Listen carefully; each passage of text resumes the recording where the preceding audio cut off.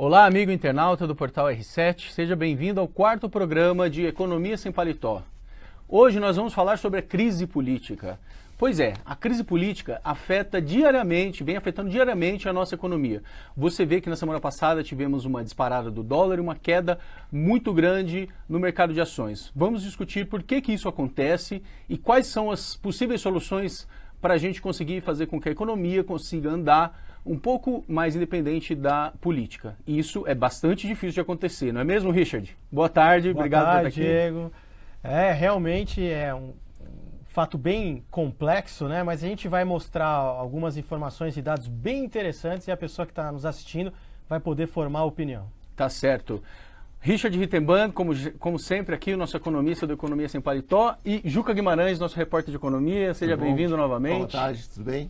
E aí? Por favor, internautas, enviem para a gente perguntas, críticas, escreva nas nossas redes sociais, tá certo? Richard, eu vou começar primeiro, na verdade, comentando um pouco do discurso do presidente Temer no sábado. O que me chamou a atenção é que ele falou em algum momento ali que o país tinha saído da crise, né? E em outras entrevistas ontem e hoje que foram publicadas na imprensa, ele falou que estamos saindo da crise, né? Afinal, nós saímos da crise ou não?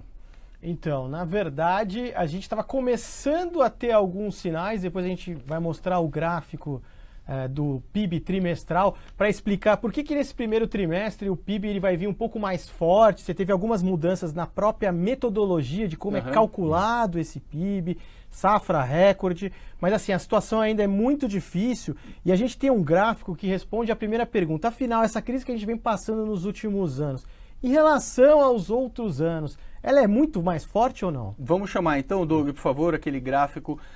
Vocês vão ver agora 100 anos do PIB brasileiro, assim, para você ter uma ideia de qual é o peso da atual crise econômica e por que é tão importante a gente se mobilizar nas ações para poder enfrentar essa crise, né? Por favor, Doug, então o gráfico do PIB, dos 100 anos de PIB, exatamente... A gente tem esse gráfico ele vai desde 1900 até 2016. Aqui, então, a gente está vendo, né, são os dois últimos anos, 2015 e 2016, exatamente, girando negativamente. E aqui, isso aqui é a crise de 29, é isso? Então, a última vez que a economia brasileira teve um crescimento negativo, ou seja, ela teve uma queda ao PIB 2 anos seguidos, ocorreu apenas na crise de 29.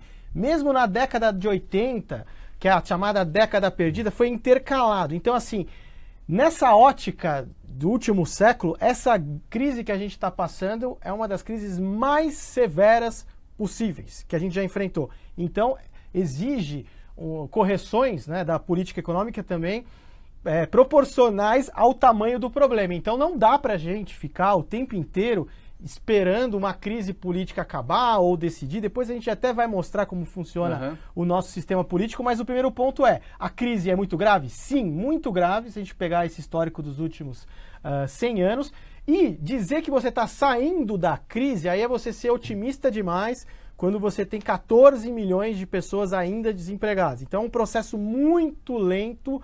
Então, assim, não é como Claro, não é rapidinho, né? Fazendo uma metáfora bem simples, às vezes parece que sair de uma crise econômica é igual mudar um interruptor de uma lâmpada, de uma luz. Você vai lá, liga e desliga, on-off. Não tem nada a ver com isso. É um processo envolvido. Doug, por favor, coloca o gráfico do PIB trimestral para a gente entender quando, então, que essa crise começou a ser enfrentada, né, Juca? Só uma coisa, hoje, esse gráfico que estamos mostrando agora, qual a fonte desse gráfico? IBGE. Do IBGE, né? Então, são os últimos 207 anos do IBGE, do PIB. Boa. Quando que essa crise começou a ser enfrentada, então, Juca? Ela começou lá em meados de 2014, né? E já no segundo mandato da presidente Dilma, o ministro Joaquim Levy começou a enfrentar essa crise. Foi isso? Ele já começou a tomar uma série de medidas, né? Só que aí o que acontece? Acho que o grande divisor de águas que as pessoas têm que lembrar lembra quando o Levy mandou uma medida provisória para reverter as desonerações, que é o que o governo abre mão de arrecadar. Do dinheiro das empresas. E o Renan Calheiros, o presidente do Senado, ele devolveu, e aí deu um estopim e mostrou que na época a presidente Dilma estava perdendo o controle do Congresso, e aí a crise política pegou fogo. Aqui o PIB trimestral, é um trimestre em relação ao 8. Então você vê que a gente já estava indo mal em 2014, nada demais. A importância, só jogo para esclarecer para os internautas, o PIB trimestral é importante porque ele indica quando o país está em recessão ou não, né? Quando são dois trimestres consecutivos, você vê que aqui nós entramos, a gente entrou em recessão, foi lá aqui em 2014, né? Isso. Esse dado aqui foi revisto, não foi? Para negativo? Isso, já está tudo... Não, esse dado aqui já é nova metodologia, toda revisada. Ah, tá. Então a crise é no primeiro semestre de 2015. Exatamente. Assim, a recessão econômica, isso, né? Chamada recessão técnica, né? Porque às vezes você pode considerar que o PIB pode estar indo até relativamente bem, mas já tem alguns outros sinais, mercado de trabalho indo mal. Mas assim, você vê que o PIB ele mergulha e aí ao longo de 2015 ele começa a piorar cada vez menos. Assim, então ele continua piorando, mas uma piora tentando recuperar, um né? pouco melhor. Aí na hora que, no começo de 2016, o Banco Central, aí você já teve o processo de impeachment, e aí o Banco Central ele teve uma grande oportunidade de reduzir a taxa básica de juros a partir de julho, porque a inflação ela já estava com uma trajetória de queda, porque a inflação é um indicador atrasado. Então, quando você vai tomar uma atitude em relação à inflação, você toma ela hoje para ter o efeito daqui 2, 3 meses. Então, você tem que enxergar à frente. Não adianta você achar que as coisas vão funcionar em tempo real. E aí o que acontece? O Banco Central só abaixou o juro em outubro. Então, ele conseguiu ainda piorar um pouco a situação. Então, assim, a gente vinha melhorando, como a gente pode ver nesse gráfico, né? A gente vinha melhorando o PIB, né? Despiorando, vamos dizer assim. Isso. Despiorando o PIB. E aí, aqui, quando eles começaram a baixar os juros em outubro... Não, eles começaram a baixar os juros só no terceiro trimestre lá, só que aí já... Demorou para começar a baixar os juros. Demorou, porque assim, imagina, você tá com o carro, você bateu o carro tá todo batido, aí você arruma o carro, e aí você vai sair, faltou o quê? A gasolina. As pessoas estavam extremamente endividadas e as empresas estavam também extremamente endividadas e faltava capital de giro. Então, ele poderia ter abaixado com a recessão brutal que estava já antecipado esse movimento. Então agora, vocês viram aqui, né, que a gente estava despiorando e depois o PIB começou a se acentuar novamente negativamente. Agora, nós temos dois gráficos, o da inflação e o da taxa Selic, que é os juros. Qual que você quer ver primeiro, Richard? Podemos ver a taxa Selic. Até para a gente poder entender melhor esse gráfico aqui. E aí, lembrando que agora no primeiro trimestre, dia 1º de junho, vai ser divulgado o resultado, né, do PIB e vai ser muito positivo, mas atenção, teve mudanças na metodologia da coleta de dados do setor de serviços, do comércio e uma safra recorde, ou seja, a agropecuária puxando muito forte. Isso vai se diluir ao longo do tempo. Mas assim, para as pessoas não ficarem tão otimistas achando que a gente saiu efetivamente da crise. Mas os indicadores vão trazer uma taxa positiva, né? Vai Pelo menos trazer uma o taxa IBCBR, positiva. quer dizer, aquilo que a gente está falando que está negativo, sim. vai pela primeira vez quebrar Tecnicamente, saímos da recessão. Tecnicamente, mas assim, o PIB ficou mais forte do que ele deveria se não tivesse ocorrido isso, essas mudanças de metodologia, que vão se diluir ao longo do tempo. Então, assim, não olhe apenas o resultado do primeiro trimestre. A gente tem que olhar o ano de 2017 inteiro. Então, tecnicamente, saímos da recessão, vamos continuar construindo esse argumento. Acompanhe com a gente aqui. A taxa em maio de 2016, ela estava em 14,25 ao ano, e ela foi reduzida agora em maio de 2017, ela já está 11,25. Agora, no final do mês, a gente vai ter uma outra reunião do Banco Central. A expectativa antes dessa confusão e dessa crise política era que caísse até 1,25. A gente ia chegar a 10% ao ano, só que agora pode ser que o Banco Central reduza só 1%. Agora, para a gente explicar assim, para quem trabalha na economia real, né? Diminuir, cortar a taxa básica de juros, a Selic, qual é o efeito na economia? Você incentiva o consumo, você incentiva o investimento, então você incentiva a atividade econômica, porque as pessoas elas podem tomar crédito, né, a uma taxa de juros menor, quem está endividado também vai tirando a corda do pescoço, quem está pensando em investir, os investimentos começam a se justificar, só que a gente vai ver que não adianta também só ter uma taxa de juros muito baixa quando você tem um cenário de incerteza. Então a gente tem grande, todo um ciclo positivo na economia, né, Juca? Que tá e a ligação entre corrupção também é taxa de juros. As pessoas falam muito aqui de corrupção, de que os corruptos devem ser presos. Isso também influencia muito, né? Nossa, as pessoas que estão perguntando da corrupção, daqui a pouco a gente vai mostrar um gráfico que mostra o funcionamento dos mecanismos de incentivo do nosso sistema político. E aí as pessoas vão poder entender como pode trocar muitos nomes, mas enquanto a gente não mudar esses mecanismos de incentivo, a gente vai continuar com o Vamos problema. continuar, vamos finalizar agora aqui para falar da crise. Agora então, inflação. A taxa de juros incentiva o consumo, né? Vamos mostrar a inflação então, Doug. Você já deixa engatilhado da inflação e o da população desempregada, por favor.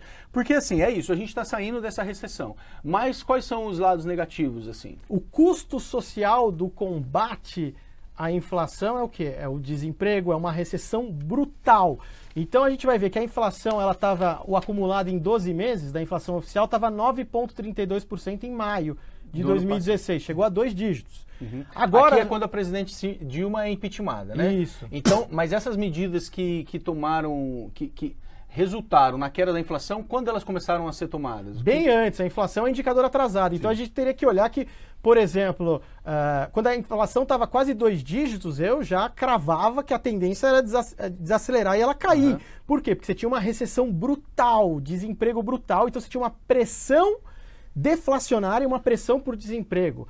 Agora, quando chegou agora a 4,08, está abaixo da meta de inflação, que todo ano o Banco Central ele tem uma meta para perseguir para a inflação. Então, assim, a inflação já está sob controle há algum tempo. É muito bom para nós isso? É muito bom. Porém, a que custo social? Por isso que quando o Banco Central Pode colocar já, Doug, tem por favor, do que desemprego. combater a inflação, ele não pode deixar fugir muito do controle. Porque quanto mais tempo ele deixa as taxas de juros elevadas, maior o custo social. Como assim? Que controle? Que você Qual quer que é dizer com o controle? combate perfeito do inflacionário? Você tem um foco de inflação, você, ao invés de esperar a inflação subir, você se antecipa. Você, Banco Central. Sobe os juros. Você é proativo, você já sobe rápido o juro. Por quê? Porque o juro é como se fosse um veneno. Então E você, aí as pessoas falam, não vou, peraí, já você não vou... tem que submeter a economia ao menor tempo possível. Agora, se você deixa, vai aos poucos, deixa a inflação, que nem um dos problemas da política econômica anterior foi isso, de segurar preços administrados, que é gasolina, luz, tentar segurar a inflação. E o Banco Central também, ele demorar para subir a taxa de juros, é igual o sapo na panela. Sabe, o sapo tá lá na panela com a água fria, liga o fogo, ele vai se cozinhando sem perceber, ele morreu. Então você vai submetendo a economia a esse processo. E aí quando tem um movimento de queda de inflação, você reverte essa questão da Isso, taxa e de juros. rápido, porque é um veneno, então você tem que usar rápido. Eu vou lá, subo rapidamente a taxa de juros, Aí depois derrubo a começa a inflação cortar. e já começa a cortar. Mas aí o que acontece, Juca? Desemprego aumenta. O desemprego aumenta. E aí Olha só os dados. Em 2014, a gente tinha 7 milhões de desempregados. E aí olha como vai aumentando. Já 2014, né? É um pouco antes desse gráfico, Sim. 7 milhões. 2016, 11,4 milhões nesse gráfico. Esse E cara agora... vai subindo. Chegamos em 14,1 milhões de desempregados. 14 milhões de desempregados é um custo social muito grande e além disso a gente já mostrou, quem quiser depois olhar no primeiro episódio nosso do Economia Sem Paletó, explicando como a nossa economia ela também não está gerando os postos de trabalho que todos nós queremos, né, com altos salários. Paguem bem, né? Exatamente. Agora, você tem... Por que a gente está saindo, então, da recessão? A gente tem pelo menos um trimestre, provavelmente, o primeiro desse ano, que quebra a recessão, mas o desemprego não está cedendo. Porque o desemprego ele também é um indicador atrasado. Olha como é que ele funciona. Quando começa uma crise, o empresário ele demora a demitir, porque ele fala, se eu tiver que demitir essa pessoa, depois eu vou ter que recontratar outra e treinar, tenho custos trabalhistas, eu vou esperar para ver se essa crise é grave. Então, às vezes, a crise começa e o desemprego segura e, de repente, mergulha. Depois. Aí, o contrário. A economia começa a melhorar. E aí, o empresário já está traumatizado com a crise. Ele fala, será que eu contrato alguém? Será que a crise realmente passou?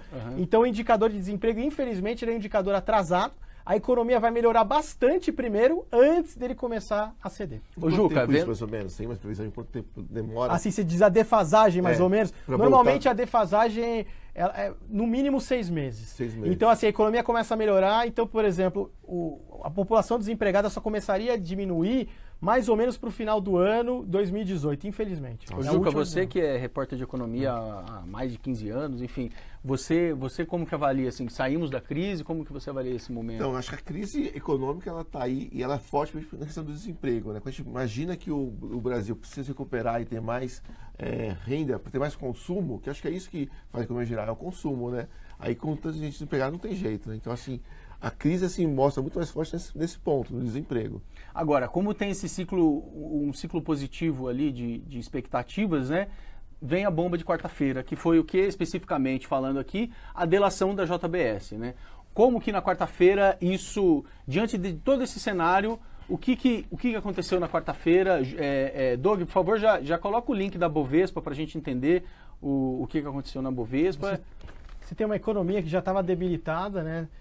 Saindo gradualmente desse processo forte, recessivo, e você joga o país em toda uma incerteza de novo, novamente a crise política pega fogo. Então é muito fácil as pessoas tentarem entender. Se coloca num lugar aí, o trabalhador que está procurando emprego, a empresa que ia contratar alguém, será que ela suspende essa contratação? Uma empresa que ia investir, os investimentos estrangeiros que iam vir de fora também segura. Você tem um impacto brutal do mercado financeiro, bolsa em baixa, dólar dispara, então ninguém sabe o que vai acontecer, você perde toda a previsibilidade, então o país fica em estado de compasso, né? Fica parado, literalmente paralisado. A gente conversou ruim. na quinta-feira, Richard, né? Um dia depois da delação sair, você até falou que o mercado financeiro não gosta de incertezas, é isso, né? Quer dizer, a explicação parece porque assim, incerteza, todo mundo está lidando com a incerteza na vida, né? Mas por que isso é tão forte quando a gente fala de empresas, de pessoas que estão querendo fazer, empresas estão querendo fazer investimentos no mercado financeiro? Você não enxergar um desfecho, você não conseguir enxergar o dia de amanhã. Como é que eu vou me arriscar mais, investir mais, contratar? Se eu não sei o que vai ser do país, quem que vai estar no comando ou não está, o que vai acontecer, será que vai sair mais alguma notícia? Então você fica totalmente no escuro, você não tem você fica num estado de paralisia, então isso acaba paralisando todo o país e todos os setores da economia. Ô Doug, dá uma mexida aqui, por favor, no gráfico, porque não está pegando dia 18, faz aquela rolagem assim, isso, aí ó, cadê? Aí agora apareceu. Olha só, tombo. Pode encher a tela para o nosso internauta assistir, que tem um tombo na Bolsa no dia 18. Imagina, né? O valor de mercado das empresas brasileiras perderam mais de 250 bilhões de dólares em valor de mercado, evaporou. Teve o chamado circuit break, que é o quê? O mercado já abriu em menos 10% e congelou. As negociações foram suspensas por 30 minutos para ver se a turma se acalmava, né? Aí voltou a negociar, fechou com quase queda de 9%. Dólar subiu mais de 8%. Pode colocar no dólar, por favor, Doug. Então como é que você vai fazer um planejamento com as variáveis todas voláteis? Mas por que cai tanto assim? Os caras chegam lá para trabalhar, o trader chega para trabalhar, ele está desesperado, enfim... Todo mundo, que assim, a porta é estreita, todo mundo quer sair ao mesmo tempo, incerteza gera venda, todo mundo vende ao mesmo tempo, e aí provoca essa queda brutal, porque é o seguinte, o país continuará nessa rota, vai manter a agenda econômica, vamos aprovar as reformas, não vamos, será que vai ter alguma mudança de direção? Então é tudo isso, você vai pagar para ver? Não, primeiro você tenta fugir, né, da posição, mas assim, você que é pequeno investidor e está assistindo a gente, nesse tipo de momento, mantenha calma, sangue frio, respire fundo, não vale a pena você ficar querendo se movimentar muito. Geralmente quem se movimenta nesse tipo de momento sai perdendo. Quem está de fora, respira fundo e começa a enxergar as oportunidades que elas sempre aparecem nesse tipo de situação. Agora, só uma pergunta. Nesse momento em que a bolsa estava caindo desse jeito, se o presidente tivesse feito um pronunciamento, ido para a imprensa, falado mais rapidamente sobre o assunto, isso poderia segurar a queda da bolsa? Então, essa é uma excelente pergunta, Juca, porque quando foi cogitada até uma possibilidade de renúncia, o mercado ele chegou a se recuperar um pouco. Por que isso? Não quer dizer que se o mercado é a favor ou contra o presidente. É que o mercado quer um desfecho logo. Vai sair, não vai sair? Então, enquanto menos tempo isso for resolvido, é melhor. Então, o mercado financeiro ele quer isso, ele quer um desfecho. Ele quer olhar a luz no fim do túnel. Então, por isso que o mercado, quando vai ter um pronunciamento às 4 da tarde, como ensaiou aí depois que ele falou, não vou sair, o mercado voltou àquela faixa que já vinha negociando, porque o desfecho porque continua a instabilidade. Sim, exatamente, quer dizer, até agora continua a instabilidade. Apesar de que não teve queda nos últimos dias também, né? Na sexta-feira e hoje... Sexta-feira você teve uma recuperação, né? E hoje estava caindo cerca de 2%. O mercado em compasso de espera para ver o que vai acontecer. Acho que quarta-feira, né?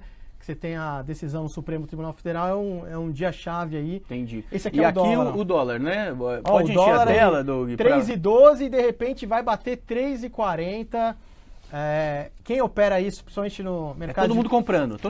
No mercado de derivativos, sabe que essa aí foi a maior alta aí dos últimos 20 anos num único dia só. Então, e é todo mundo comprando porque tem medo de ficar com real na mão e quer ficar com dólar. Isso, quando você tem um cenário de instabilidade, você vende bolsa, compra dólar e aposta que os juros vão subir. Porque fala, o Banco Central não sei se vai ter intervenção não, o Ministério da Fazenda não vai conseguir aprovar as reformas, qual que é o rumo do país. Então aí todo mundo já dispara a taxa de juros também, falando, o Banco Central vai ter que aumentar o juro lá na frente. E agora, para o nosso internauta poder entender aqui, que como a política afeta a economia, né? Dá para ganhar dinheiro com isso, né, Richard? Se você souber... Honestamente? Né? Honestamente ou não honestamente, Juca? Como é que é? O que você acha, Richard? Então, se você soubesse dessa informação antes e comprasse dólares e vendesse ações, você está cometendo um crime. E o nome disso é insider trading. É você ter uma informação privilegiada que não é de domínio público e você está utilizando ela para negociar nos mercados e se beneficiar em cima de todo mundo. Quantas pessoas perderam dinheiro nesse dia? Quantos fundos de investimento que tem o dinheiro da aposentadoria das pessoas foram prejudicados? Quantos investimentos produtivos? Quantas pessoas que ficaram desempregadas? Então, assim, tem até um filme que chama A Grande Aposta, que eles apostam contra a economia americana, o mercado imobiliário, e eles ganham. E aí tem um momento, eu acho essa cena emblemática, que os moleques estão comemorando, e aí o personagem que é do Brad Pitt fala, não, vocês ganharam, tudo bem, mas não comemore. Isso não tem graça, porque vocês estão ganhando dinheiro, mas tem pessoas desempregadas, tem pessoas perdendo casa. Então, assim, tem uma ética no mercado financeiro que esse tipo de situação, quando você está apostando contra o país, ainda mais incorrendo em insider trade, isso não tem perdão. E aparentemente isso aconteceu na última quarta-feira, né? Aconteceu. A JBS comprou dólares antes e vendeu 240 milhões de reais das próprias ações, os controladores, durante o mês de abril. Então eles eles venderam parte das ações antes da grande queda, as ações dele caíram mais de 20%, e eles compraram $1 bilhão no mercado futuro antes dessa disparada aqui se beneficiando. E o que acontece agora? Acontece uma investigação? Acontece. A Comissão de Valores Mobiliários, a CVM, que é o grande xerife do mercado, já tem 5 inquéritos para investigar se ocorreu... Essa operação. Isso. E essa operação como é que ele faz? Assim, ele tem várias... corretoras trabalhando? Isso, para não ficar tão óbvio, você utiliza várias corretoras diferentes, mas no mercado financeiro ele é pequeno, né? Ele parece tão grande, mas não, e todo mundo se conhece. E então a CVM, cabe a ela também fazer investigação não só da JBS, como de todas as outras empresas envolvidas na Lava Jato, e ver qualquer tipo de operação atípica que envolva essas empresas, porque a gente está numa fase agora de que qualquer informação, você vê como balança, o Brasil que já estava conseguindo uma imagem melhor no mercado externo, de repente agora os investidores estrangeiros... Foi o maior volume da história das negociações das ações brasileiras no mercado internacional. Então foi uma desova de ações brutal, assim, tipo uma fuga mesmo, assim. Vamos sair fora e depois a gente vê o que vai acontecer. Volto a te perguntar, né, Juca? Dá para ganhar de jeito legal ou ilegal, né? Mas quem paga por isso, né? Quando alguém ganha, alguém perde, né? Eu sei que o país perde muito com esse tipo de jogada. E a imagem do Brasil lá fora fica muito abalada também. Porque a gente imaginar que o mundo inteiro que apostava o Brasil como um país emergente, uma economia nova, não aposta mais no Brasil, né? A gente fez uma conta aqui para vocês entenderem o quanto que... para ter uma estimativa do quanto que a JBS pode ter faturado nesse movimento, né? Ela comprou ali na baixa a 3,11 e vendeu a 3,36. Vamos colocar isso mais ou menos de média. São 25 centavos por dólar comprado. Isso dá 250 milhões de dólares, ou seja, mais de 800 milhões de reais. A multa, para vocês terem uma ideia, a multa que os 7 executivos da JBS fecharam um acordo de delação premiada é de 225 milhões de dólares, milhões de reais. Deu para pagar, né? Tranquilo, né? 3 vezes mais do que a multa, né? O que eles faturaram naquele dia, né? Então realmente tem que ter essa investigação. Sem contar o que eles ganharam nas ações, né? Isso. Agora eu vou pedir para o Doug para a gente falar um pouco mais sobre como a política afeta. Por que no caso do Brasil, o que o Brasil tem de particular, né, que afeta a economia, né? Então, Doug, por favor, coloca o gráfico do Congresso fragmentado, né, que a gente tem essa questão de termos muitos partidos no Congresso. Isso prejudica na hora de fazer a discussão econômica? Somos os campeões mundiais da fragmentação partidária. Então, um estudo que foi feito, que a gente vai colocar aqui no gráfico, envolvendo 125 países, pegou o Congresso de cada país e viu o número de partidos que são donos de pequenas partes desse Congresso. Então é assim, o Congresso, quanto mais fragmentado, quer dizer o quê? Que são mais partidos que detêm uma pequena fração de poder. Daquele poder. Já menos fragmentados são poucos partidos. De quem que é esse estudo?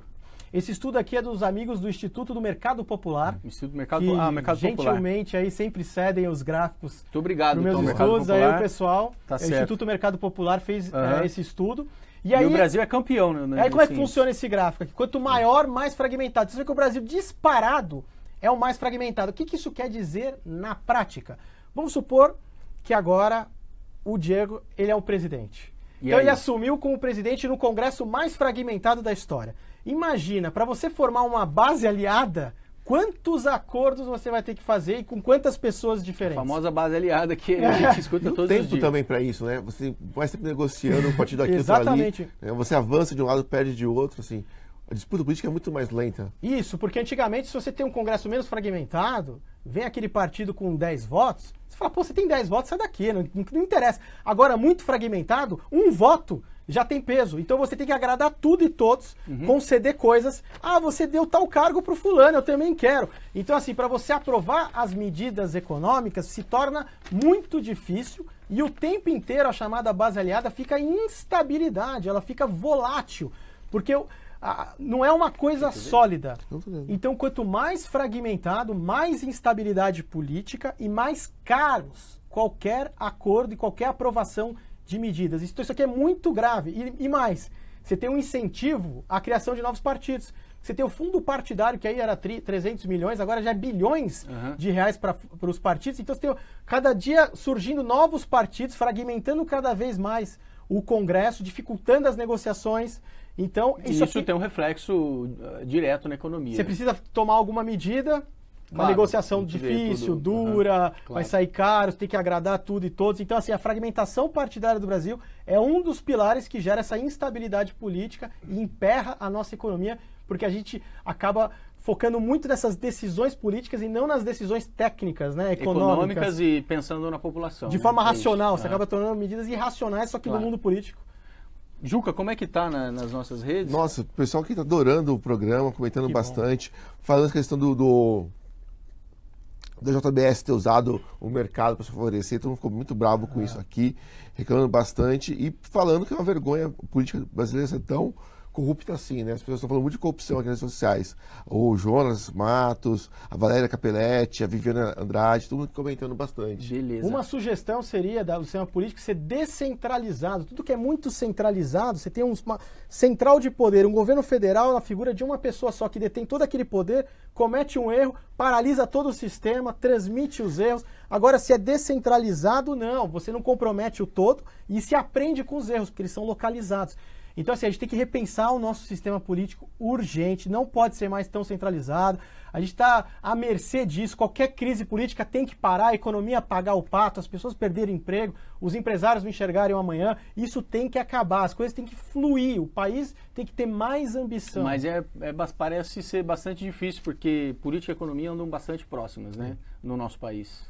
E o país é um país fragmentado, né? As regiões são diferentes também, né? O país é muito grande. Por isso que tem que descentralizar, você tem diferenças regionais brutais. Como é que alguém que está, por exemplo, em Brasília, vai tomar decisões que vai afetar uma comunidade a milhares de quilômetros de distância, ele nem sabe, ele não está sentindo as consequências das ações dele. Agora, se for descentralizado, ele toma uma ação, ele vai estar sujeito àquela região, porque ele vive lá naquela região, e vai ser cobrado também de perto.